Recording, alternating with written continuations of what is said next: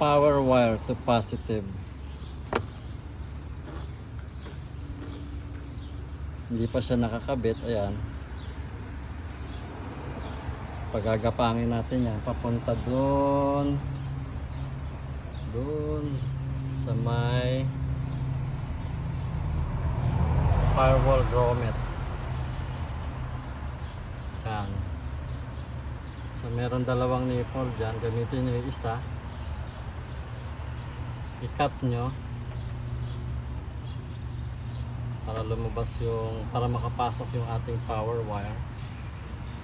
Ayan na siya. So maganda yung pagka-insulate niya para hindi mag-short. Yan. Tapos idadaan natin siya mamaya papunta dyan. Okay. Ngayon pupunta tayo dun sa loob saan pumasok yung power wire natin, dito sa globe box. Yan. Kita mo yan dyan. May butas dyan. Tanggalin nyo lang yung globe box. Makakapasok na yung power wire natin.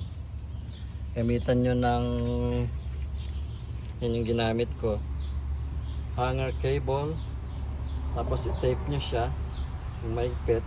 Mga 6 inches yung mahigpit para hindi ko mawala. So yan, nakapasok na yung ating power cable.